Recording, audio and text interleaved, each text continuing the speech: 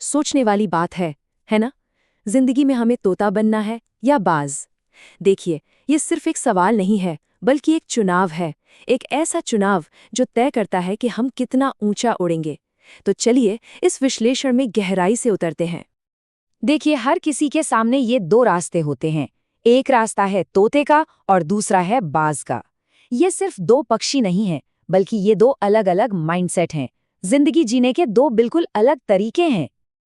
और यहीं पर इन दोनों के बीच का सबसे बड़ा फर्क साफ नजर आता है। एक तरफ है तोता, जो आप जानते ही है, बहुत बोलता है, बस दूसरों की नकल करता रहता है, लेकिन ऊंचा उड़ने की हिम्मत या काबिलियत वो उसमें नहीं होती। और दूसरी तरफ है बाज, एकदम शांत, अपनी सारी एनर्जी, सारी ताकत बस आसमान को छूने के इरादे में लगा देता है। तो अब फैसला साफ है कि हमें किसकी तरह बनना है। तो चलिए अब बाज की मेंटालिटी को थोड़ा और करीब से समझते हैं। शुरुआत करते हैं उसके पहले कुछ सिद्धांतों से। और ये सिद्धांत इस बारे में है कि बाज आखिर दुनिया को देखता कैसे है और किसके साथ उड़ता है। ये है पहली मेंटालिटी, संगत। इसका मतलब बिल्कुल साफ है। छोटी सोच वाले, नीचे खींचने वाले लोगों से दूरी बनाकर रखें। अपनी संगत हमेशा उन लोगों के साथ रखें जो आपको ऊपर उठाते हैं, क्योंकि आखिर में हम वैसे ही बन जाते हैं जिनके साथ हम अपना वक्त गुजारते हैं। दूसरी मेंटालिटी है नजर की। पता है, एक बाज कितनी दूर से अपने शिकार को देख सकता है? 5 किलोमीटर। जी हाँ, 5 किलोमीटर दूर से। ये सिर्फ एक नंबर नहीं है, ये प्रतीक है बाज के अपने लक्ष्यों के प्रति उसके जबरदस्त फोकस का। और यही बात इसे और भी शानदार बना देती है। एक बार जब बाज ने अपना टारगेट लॉक कर लिया ना, तो फिर कोई भी रुकावट, कोई भी चीज उसका ध्यान नहीं भटका सकती। वो तब तक अपनी नजर नहीं हटाता जब तक उसे हासिल ना कर ले। इससे हमें सीखने को मिलता है कि एक लक्ष्य तय करना और फिर उस पर पूरी तरह से टिके रहना कितना जरूरी है। तो फोकस और संगत के बाद अब बात करते हैं कैरेक्टर की, उन सिद्धांतों की जो एक मजबूत चरित्र बनाते हैं, जो तूफानों में भी नहीं टूटता। ये है तीसरी मेंटालिटी, फियरलेसनेस, यानी निडरता। बाज कभी अपने शिकार के साइज या उसकी ताकत से डरता नहीं है, वो हमेशा लड़ता है। यहाँ सबक बिल्कुल क्लियर है। समस्याएं कितनी भी बड़ी क्यों ना हो, हार नहीं माननी है, उनका सामना करना है। देखिए, असल में सफल लोग निडर इसलिए नहीं होते कि उन्हें डर नहीं लगता, बल्कि इसलिए क्योंकि वो डर के बावजूद लड़ने का फैसला करते हैं। चलिए एक छोटा सा सवाल, जब आसमान में बादल घिरने लगते हैं, तूफान आने वाला होता है, तो ज्यादातर पक्षी क्या करते हैं? क्या होता है उनका रिएक्शन? बिल्कुल, वो छिप जाते हैं। खुद को बचाने के लिए वो पेड़ों की पत्तियों और डालियों में कहीं शरण ले लेते हैं। ये डर पर आधारित एक आम सी प्रतिक्रिया है। पर बाज बाज बिल्कुल अलग है। और यही है चौथी मेंटालिटी।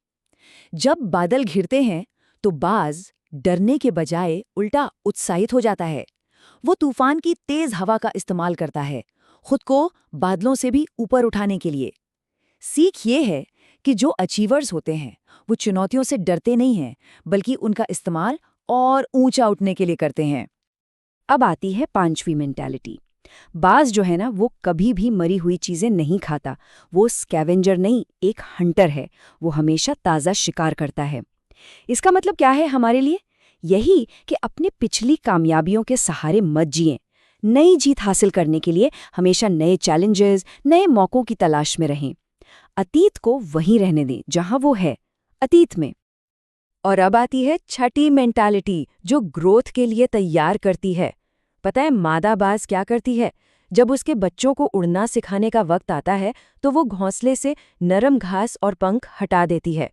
घोंसला कांटों की तरह चुभने लगता है, और जब वहां रहना मुश्किल हो जाता है, तो बच्चे मजबूर हो जाते हैं उड़ने के लिए। सबक, कंफर्ट जोन में ग्रोथ नहीं होती। असली विकास तो हमेशा मुश्किलों के बाद ही होता है। तो अब तक हमने 6 सिद्धांत देखे, लेकिन अब हम आ गए हैं बाज की मेंटालिटी के सबसे पावरफुल, सबसे ट्रांसफॉर्मेटिव सिद्धांत पर। ये आखिरी इम्तिहान है, खुद को फिर से नया बनाने का, यानी रिन्यूअल का प्रोसेस। ये है 7वीं और सबसे गहरी मेंटालिटी। जब एक बाज बूढ़ा हो जाता है, तो वो एक बहुत ही दर्दनाक लेकिन ज़रूरी प्रक्रिया से गुजरता है। सबसे पहले वो किसी ऊंचे पहाड़ पर बिल्कुल अकेला चला जाता है। फिर वो अपने कमज़ोर हो चुके पंखों को एक-एक करके नोच डालता है। इसके बाद वो अपनी पुरानी बेकार हो चुकी चोंच और पंजों को चट्टानों पर तब तक मारता रहता है जब तक वो टूट न जाएं। सोच के देखिए, ये एक बेहद तकलीफदेह खून बहाने वाली प्रक्रिया है, लेकिन वो इंतजार करता है और फिर नए पंख, नई चोंच और नए पंजे उगते हैं और इस दर्दनाक पुनर्जन्म के बाद वो पहले से कहीं ज्यादा ऊंची और मजबूत उड़ान भरता है। तो इस पूरी कहानी का इन 7 सिद्धांतों का सार क्या निकलता है? बाज की मेंटालिटी को हम अपनी लाइफ में कैसे अपना सकते हैं? चलिए इन सभी सबकों को एक साथ जोड़कर देखते हैं। तो बाज की जिंदगी से हमें ये 7 सबक मिलते हैं। हमेशा ऊंची सोच वालों के साथ उड़ें, अपनी नज़र अपने लक्ष्य पर टिकाए रखें, बिल्कुल बाज की तरह। चुनौतियों का सामना बिना डरे करें, मुश्किलों को ऊपर उठने की सीढ़ी बनाएं, अपनी पुरानी कामयाबियों के सहारे न जिएं।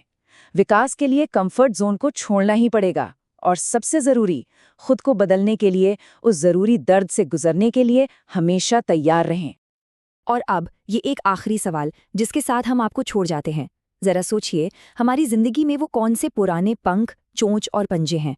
यानी वो कौन सी पुरानी आदतें, बोझ या सोच है जिन्हें अब छोड़ने की जरूरत है?